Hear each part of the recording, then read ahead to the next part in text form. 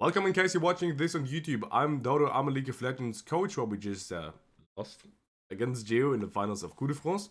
That's why I'm a little bit late with the analysis, so I'm sorry for that. However, let's now jump into why NRG lost, or NRG won against G2 and G2 lost.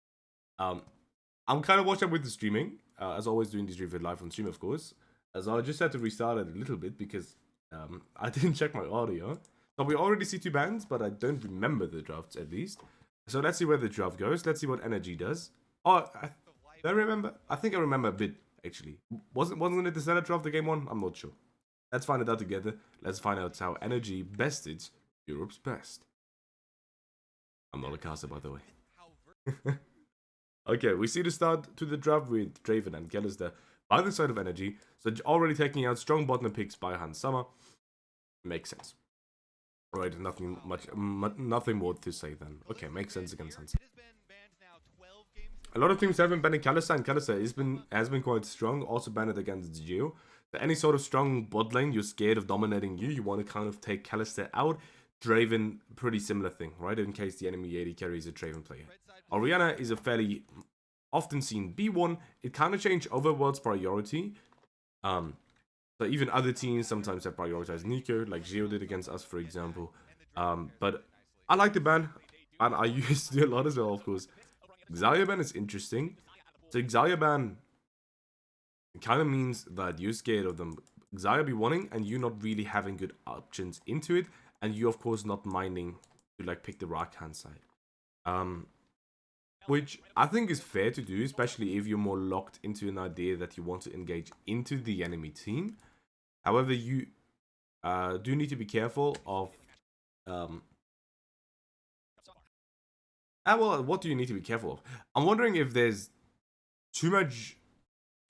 If there's only 2 broken ones on open, right? Because usually on red side, especially in this meta, I think you kind of want to trade 2 for 1. Right? Because you can pick 2 picks together.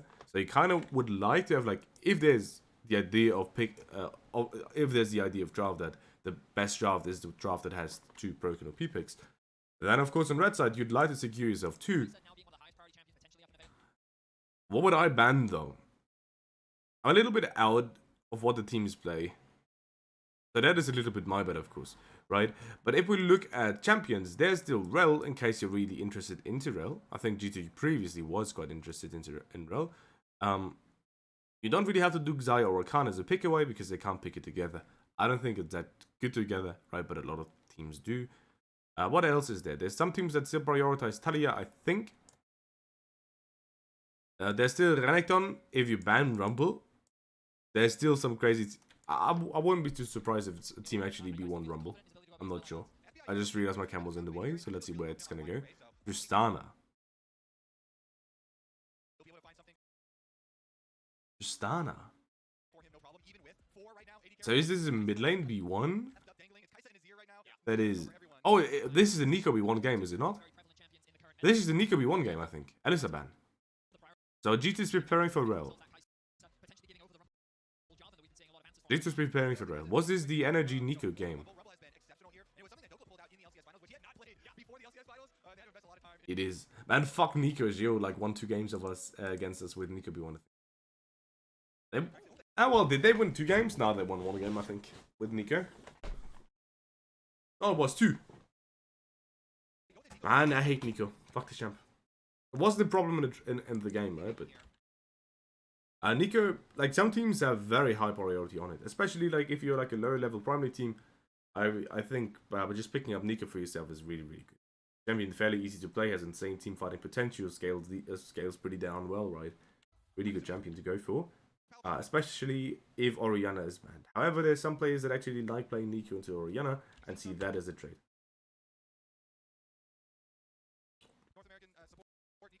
Now, usually with the other ban, I wouldn't be surprised to either see the Rakan/Rel pickup, and I think it was Kaiser Rel.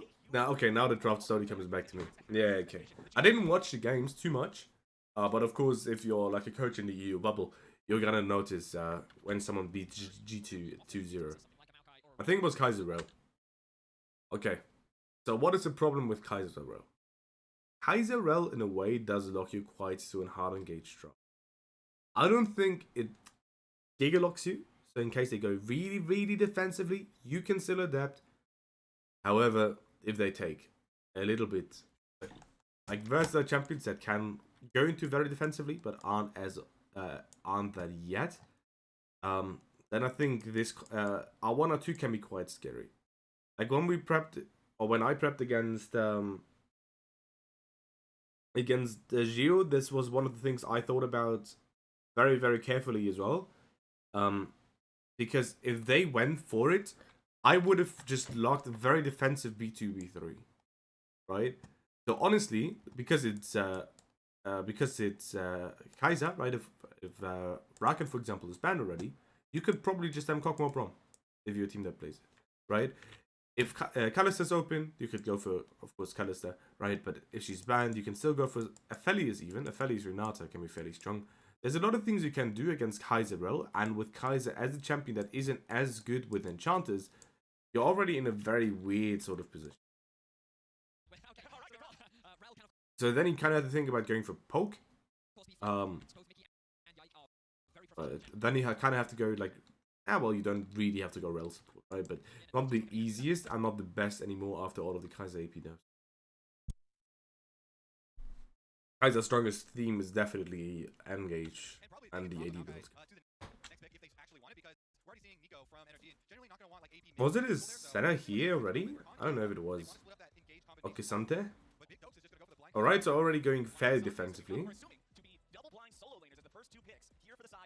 But it's still quite versatile. Like, this can still hard engage it, guys. I think it's fairly smart drafting by energy. I'm not too sure about the Vi, honestly. I don't know if there's a better pick than that. However, Vi Nico works quite well. You have very easy lockdown. You're fairly versatile. I think it's fair. Yeah, I think it's pretty good. And plus, of course, always one thing you need to look out for is if you play a composition that wants to play as 5, like in a front or back team fight, right? You need to be on the map early. I don't know if I'm going too much into fundamentals right now, so please do let me know, right? But let's say you want to play 5 men together on Dragon in the front of back team fight, right? You need to be there early. I'm too lazy to move my camera now. Wait, let me do this. Maybe I can zoom in. Does it work? Oh well, let's move my camera. Right, you need to be there early. If you're there early, without losing too much, if you want to be there early without losing too much on sidelines, you need to fix sidelines first. Right? You need to, for example, push out top lane, because otherwise, if you're gonna just run towards mid, try to get control here, they're gonna run you down on top lane. And while split push isn't really the best win condition in the game anymore, if you consistently do that, you're just gonna lose resources, you're gonna fall behind, you're not gonna be strong in team fight anymore. You might not even be strong enough to contest your mid, and then you might have a problem with these sort of compositions. Against Kaiser, not as much, because Kaiser is not the best, like, sort of mid-pushing champion, right? But in Jinx Aphelios trades, you kind of saw that the Jinx side, the second they were ahead, completely busted the Aphelios side, because Jinx just pushed out mid lane and just was there first. Both AD carries really prefer being on the objective first. I mean, as most AD carries. Now, how does this all correlate with the Vi pick? What Vi does really well is catch people. And catching people allows you to threaten sideline. So even though your blue side, you already have Nico and Cassandra, which are decent sideliners, but can definitely be counterpicked, right? So they're losing on sideline. You will still have the option to potentially go onto side and then look to go from there. If I'm G2, I'd probably look Olaf already, because Olaf doesn't really care about Vi. Olaf is really good against Cassandra, and they're very melee rangey right now. So I really wouldn't mind just going for the Olaf side. G2 goes for more like flexible approach with Syndra. However, I think you either just look decent side lane with hard engaged right now anyway. And the decent side lane here is really needs to be emphasized. Or the other option is you go for full poke, like try to outrange. But I'm not sure if you can. I think it's fairly hard here, actually. And now Olaf is gonna get banned. Right, Olaf is just gonna get banned now. So what the heck do you do? Renata ban, I reckon? Rakan, Renata? I guess they're not that high range. But I'd probably still ban Renata, man. Pick that champ. Olaf ban? Yeah, not a surprise. Not a surprise. I wonder what his second ban is. Is it Dona? For energy? I think we've seen G2 previously play Yone into energy. Not into energy, into Kisante. You could Jax ban, Vedix is talking about it. Good call. Jax ban is very good. You can do... well, I'm not sure about if I like Aatrox. Maybe just Gwen. I'm a big Gwen lover. I think the champion is really, really good. I don't know why teams don't play Gwen. I think this champion is really busted. This champion is really, really good. You could, for example, do Gwen here. Have decent side lane. A little... decent team fighting here against NRG's composition. And I think you're fairly fine. I don't know what G2 locked here. Was it just Jax?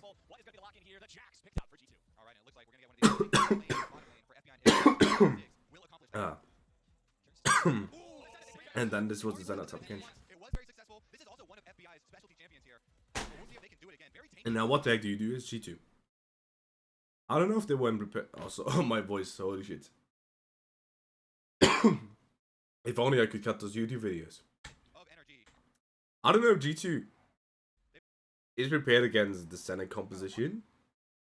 And right now, kind of screwed. I think you should just put Relon to support and pick a different jungle here. And I'm not even too sure what to pick here, actually. Was it Belveth and just flip in the other game? I think the Belveth pick is actually really smart. Why is it really smart? Because I think you need to flip. Raptors invade level 1, let's fucking go. Right, and now we kind of saw what the problem of Kai's Red is. You lock it early, you don't really have the theme of disengage or outrange as easily with Kai's anymore after the AP nerfs, so you can't just go for poke. NRG decided to go for fairly versatile top to mid, right? Well, Nico B1 is a little bit crazy, but it's like fairly decent. I think it's actually pretty good. It's like one of the B1s we prepared against for the Geo series. And there's Kisante, which is very versatile, and there's Vi, which is certainly quite versatile. However, especially if you want to go for the front and back composition, I think a lot of teams underrate significantly. Not necessarily at world level, right? But at ERL, ERL2 level, is the option to play around side lanes. Because one of the reasons TDS won a significant amount of the games, even before I was there, was that TDS just played significantly better around side lanes than all of the ERL2 teams he played against. And also the NFL teams in Kudu.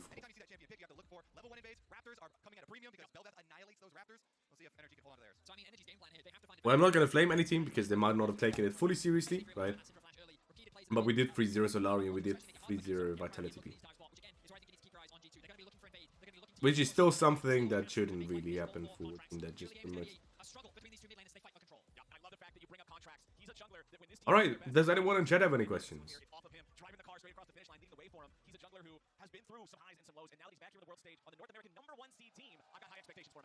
Alright. Doesn't seem like they are.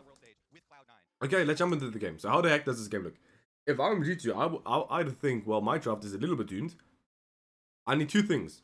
Okay, number one, I need to accelerate the game. So how do I do that? Okay, accelerate the game for me means early invade if I can. Also means to get Herald, right? Of course, you're playing Belveth, there's G2, right? So you really want to have Herald also because of that.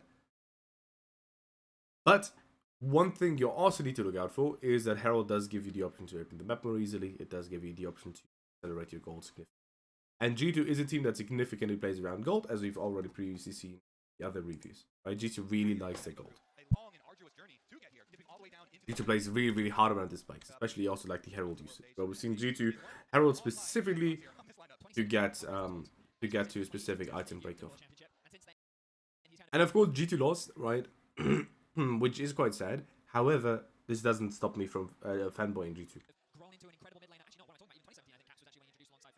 Guilty is charged. Yeah, well, I'm an EU fanboy. Except Mad Lions, I guess. But Mad Lions has always been an interesting team. Okay, so we see Raptors invade. We already knew it in right? You're picking Belvethier not because it's a really good pick. For the draft, you're picking Belvethier because it's the best champion for you to accelerate throughout the game. Maybe. I'm not sure if it's the best pick to accelerate, right? But it's definitely a damn good pick to accelerate it.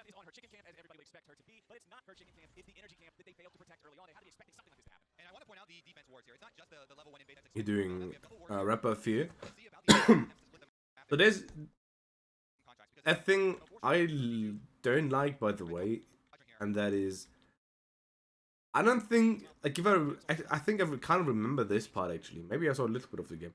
So what ends up happening here is Yike is on stones, and NRG invests quite a lot of time to try to deny him this camp.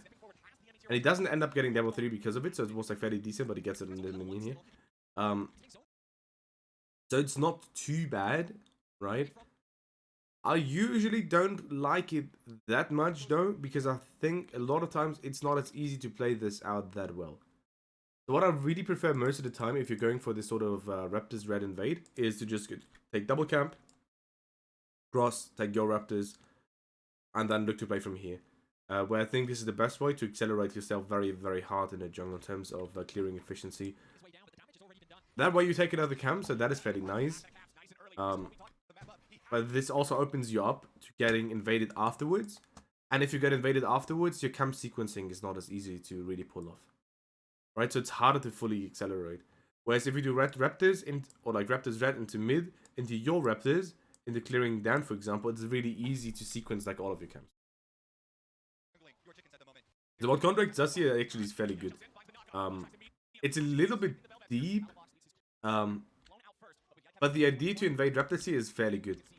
Because if Yike doesn't get anything right now, Yike is currently losing. This is what I call a Shio invade. I know Shio has not been playing that well in summer, and partially in Worlds, right?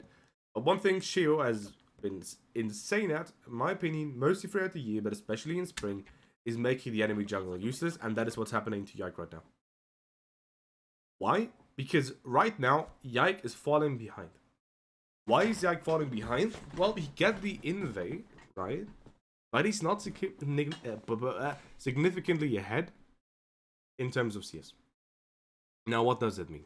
Well, what that means is the only camp that is respawning on Yike's side is the blue buff, whereas all of Vice camps are respawning. So by Contractz invading, even if he doesn't necessarily get the camp, he doesn't have anything else to do, he draws Yike to him, and now Yike is also wasting time a little bit. I know he's waiting for Scuttlecrab, right? But really cares so much about Scuttlecrab. To make sure that Yike just loses out on his efficiency, right? So this is why I don't like taking stones. If you just do this, you go into mid, you go take your topside camps. It's significantly harder for Vi to invade you, right? And you also have the option to sequence your camps effectively to make sure you can farm effectively.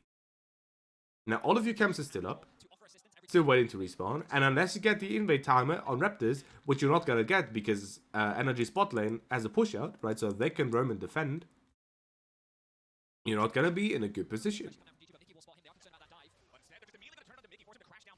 Contractz sends an invade here, falls back onto Scuttlecrab, should be able to defend the Raptors. Nice mid lane gank by Yike, honestly. So with that, maybe he can invade. Oh, well, that was not the best play by Yike. Mechanical misplay. Right, but either way, as long as NRG defends the Raptors here, bottom wave is bouncing anyway. Senna could easily leave. Well, not as easily. Cap still needs to base. Palafox has TP. Right, you can't really get this Raptors camp. And now we look at the invade. Right, now we look with the camps up.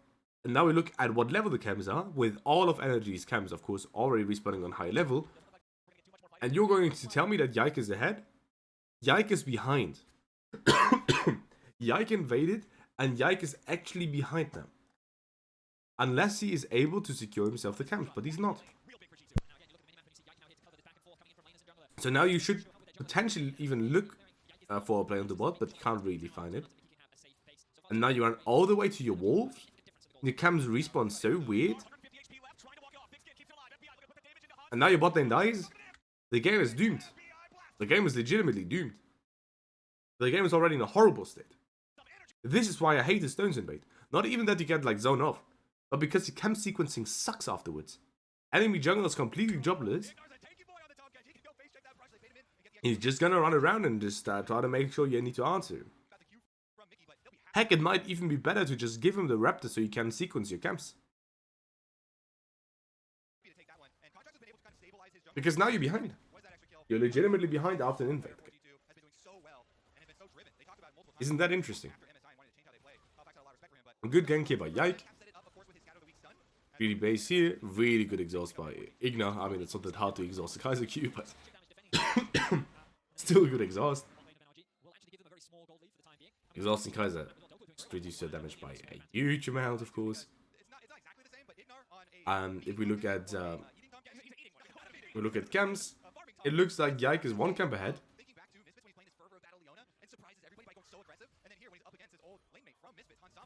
But not even that much, right? Because look, Botside camps are already respawning again. Yike's camps are not. So he's like ahead for like a second, but not really anymore. So he has nothing to do, looks towards bot lane. Maybe he can look to force a Drake, but probably not. Besides, skirmishing is fairly strong here. Nika is old. Like how I legitimately don't quite know what G2 can do, right? The previous year we already talked about, okay, well, do you have an option to accelerate? Okay, we thought about invade, right? Of course, we can always think about ganks, so going towards mid, great. Now we're thinking about Herald. How do you win the Herald skirmish? Because to win the Herald skirmish, right, we always have to think about the tools we have on top side and the options to either enable those tools, right, or enable tools on the bot to move with us onto Herald. And if I look at this game here,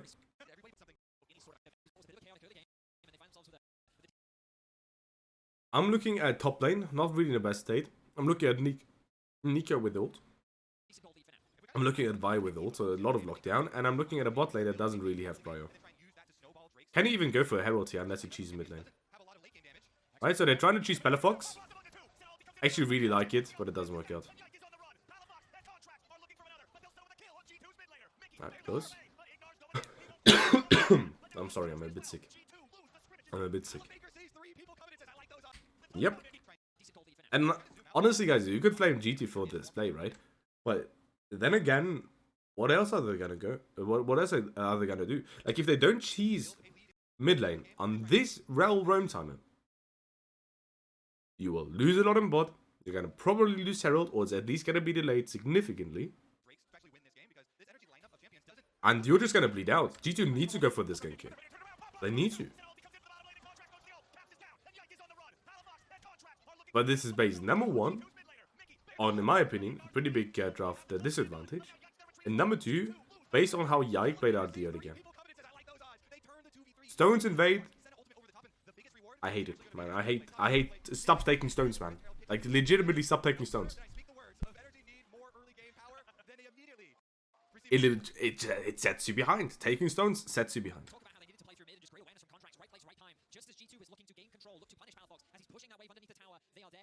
Especially because you're gonna be level 3 with rep buff, whereas Vi isn't, right? You're not gonna lose the skirmish.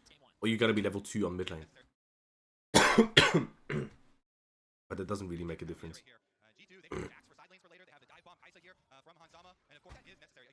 Now, of course, the game is still winnable, right? But let's think a little bit about how G2 can still end up winning this game. Because one thing you're not going to do is you're not really going to be able to contest directly from mid. I don't think. Nice attempt here. I mean, Mikyx also like missed everything, so that is a little bit unlucky, of course. Hop. I mean, here he flashed it, then here we missed it. Yeah, well, not really the best by Mikyx. Drake is still up. We get bot prio, we just gotta try to... we're not even taking Drake, we're just trying to find anything onto mid. Palafox plays it very safe. Palafox plays it so safe. Damn, Palafox, really well done actually. I'm really wondering what NRG's communication is here. Wait, by the way, it's a little bit too bright for my camera. Let me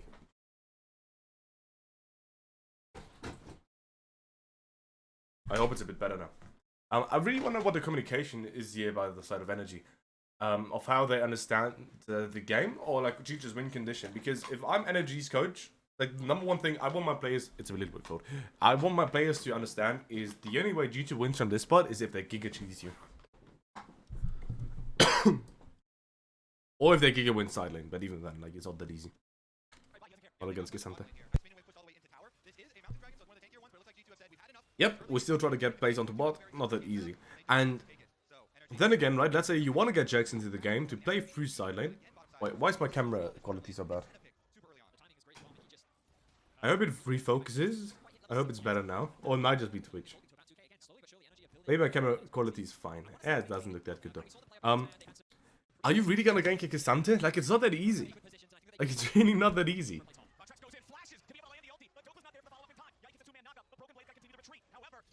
I mean, they're trying, but Contractz was there.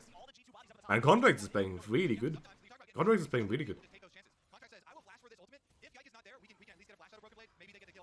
Botlane is getting quite shit on. You look for a TP play. Pumpkin order's broken. Yeah, this is just desperation gaming by G2. Oh, this is just desperation gaming by G2. Oh no. Oh no. Okay, well now you're screwed. You just use double TP. You don't really get anything out of it. No, yeah, I can't kill. It's Gesandte champion. It's Gesandte champion. You can't kill. It's so hard to gank that champ. It's actually so hard to gank that champ. Like, what are you gonna do? But what else is your win condition? Like, it must, like, it's only Jax, honestly.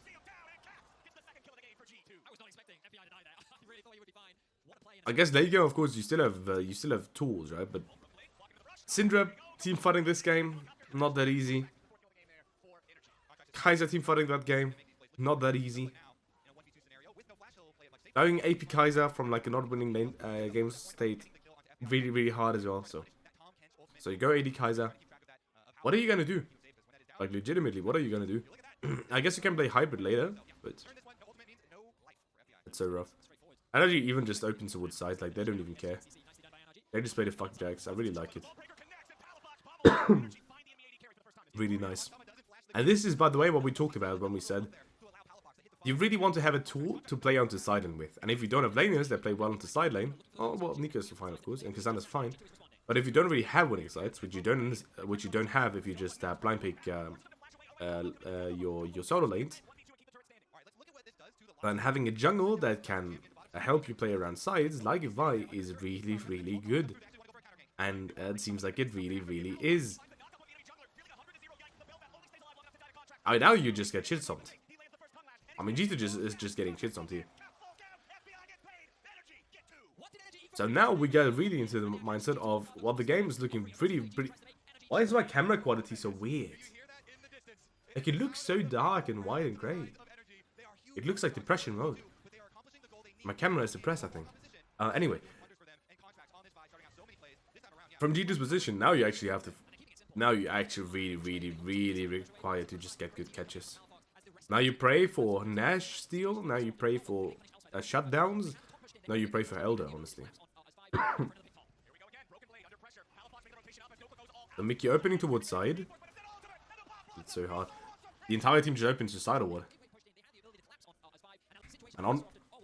NRG's plays this really fucking good, actually. It's actually crazy how well NRG plays it. Did they fix bot lane? Like this, with that play here, right? They fix bot, right? And then they Giga send it towards top lane. They're opening 3-2-0. Right? So 3 top lane, 2 mid, and 0 bot lane. Of course, 0 bot makes sense, right? But they just Giga open side. Because you know, like, first of all, like, if you can catch his Jax, well, great for you, right? And number 2, of course, Veep is like a overextending a little bit, but then again, what else is he gonna do? Right? If you just wait, you're gonna lose anyway. But you're also anticipating that G2 is gonna look for a play here. Yeah. Yeah, and NRG also kind of has champions that are giga unkillable if you're behind. And Gesandte, from killing him from behind. Why not that easy, especially after the buffs, like she got a lot more tanky. Nico, fairly tanky. Senna, heal and shield. Pumpkin's really tanky as well, right? So what the heck do you do? NRG's composition from ahead is honestly one of the most disgusting things you can play against. Easy team fight, very tanky targets, like significant base damage that is even higher due to your high levels because of your head. What the heck are you gonna do? Ah, no, Mikyx gets caught. I mean, I don't know what else to say about this game. I think we're gonna call it a game from here because even if you find significant catches, like even if you get Nash, you're still not gonna win this game, by the way. Because I'm not even sure if you outscale. I don't think you do. Maybe on like 5 or 6 items, maybe. But the center factor is always the center factor. Right? Vi and Nico can always look for catches. Cassante is really good at defending side lanes. So what do you do? And what the heck do you do, guys? I'm not sure. I think you kick open to side and you just pray. You try to get Yike into position where you can hopefully steal Nash. So maybe he just sits in the brush room now. I don't know. I mean, Giga will get a hover on top side, most likely, is Yike. Can't really go into walls because you don't really see what they're going to do in terms of Nash. So you have to stay on top side. You have to try to get yourself into a brush where you can potentially contest. You're playing defensive Baron dances. And you just pray for energy to int, honestly. If energy plays as well, like, the game is not winnable. If energy plays as... not even well. If energy doesn't completely grief it, the game is unwinnable. I think FBI can have better souls, honestly, considering how the game set is. And energy doesn't even flip Nash. Really good. You don't have to do Nash, like, you're already winning.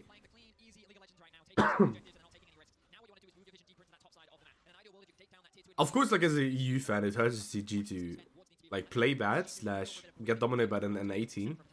But one thing you do have to give energy is playing really. Energy played really good early game. Energy plays really good setup with sidelines. Energy does not greed.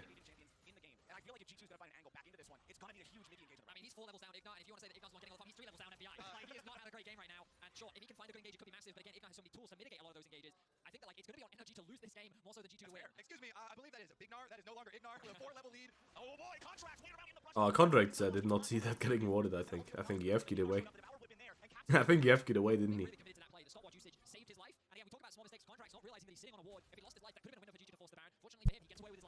I mean, now you've got to turn from bot side. Are you just going to force towards Nash right now to get Jax CP? Or are you just gonna continue to play down? Okay, you're forcing Nash. Okay, I like. You don't even have to. You don't even get a CP because of Hextech. Honestly, I'd stop. Like, I'd try to get a fight. Yeah. And stop hitting Nash. GG. My energy is playing this game very good. I mean, at this point, it's fairly easy to play the game, of course. But it's still playing good. The insta turning. I mean, the way G2 contest, I think, is bad, I guess. I don't know if Yike is just playing for the steal here, but opening through here against that sort of composition together doesn't sound that good to me. Like, you really don't want to clump like that. You really don't want to clump like that. But then again, what else is Chi-Chi really gonna do? I mean, honestly, what the heck do you even do?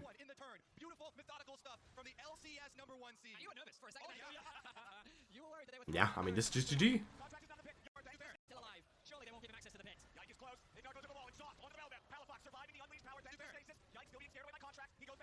And he's out again.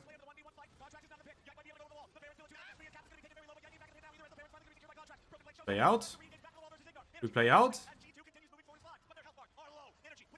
Oh, I mean, it feels so bad as an EU fan to say it, man, but Energy is playing so much better.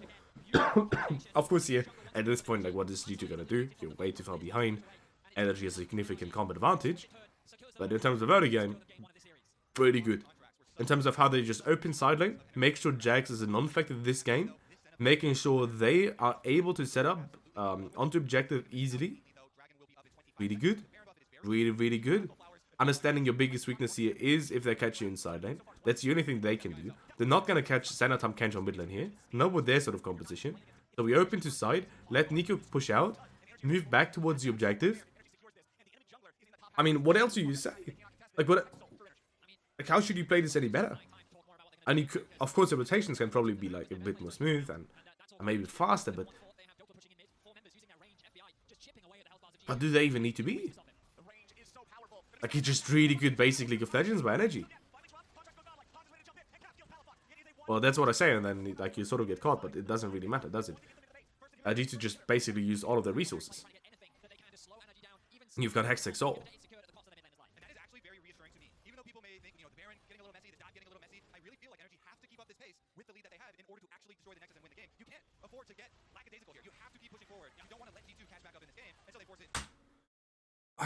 I don't want to flame Who's It Cool Bear, but I know it's NA casting is a lot more about you can't allow them to come back. It's always like possible to win, right?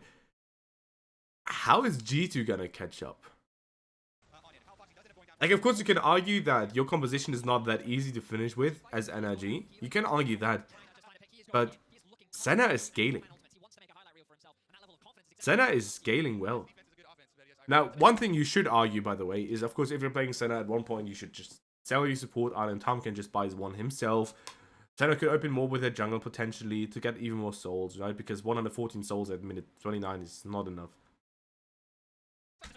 And then Senna becomes an absolute monster, right? So here, of course, if Senna just starts farming, you just sell the support item. I don't even think G2 will skills, like not even close. I think Senna completely shits on the entire G2 composition. Because at one point you just outrange way too hard.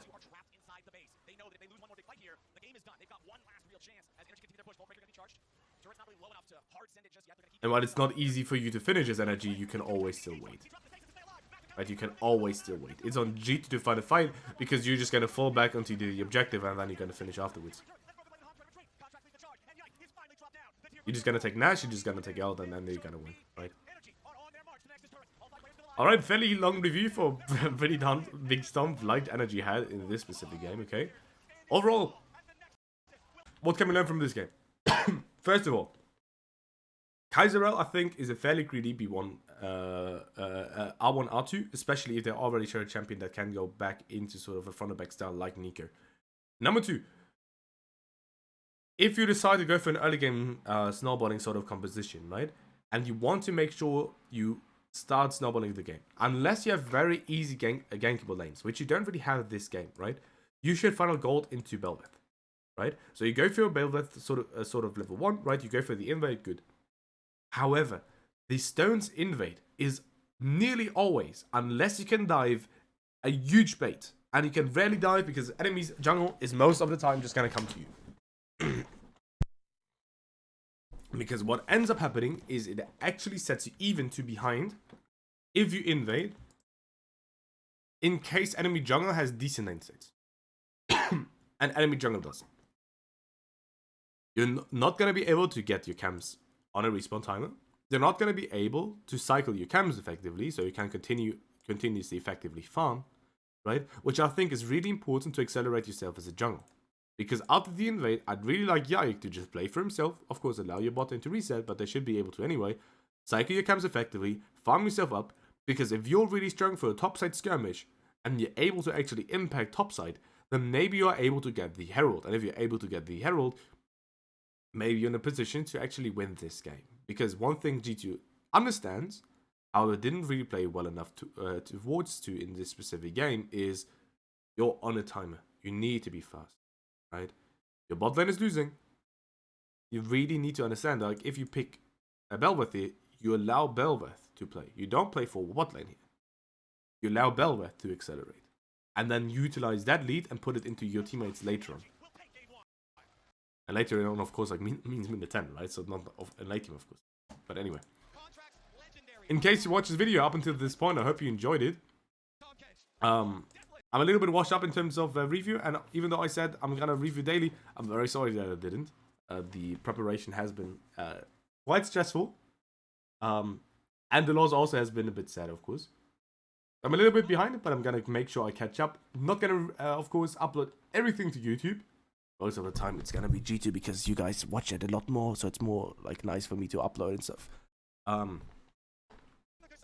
But either way, probably gonna review all of the world's games at least group stage on stream. It might take some time, but I'm gonna do it. So check out the stream, check out the Discord, or check out my Twitter to see when I go live. And in case you're interested in coaching, probably gonna give away some coaching on my Discord or Twitter towards end of next week. Okay. I'm gonna stream a lot more coaching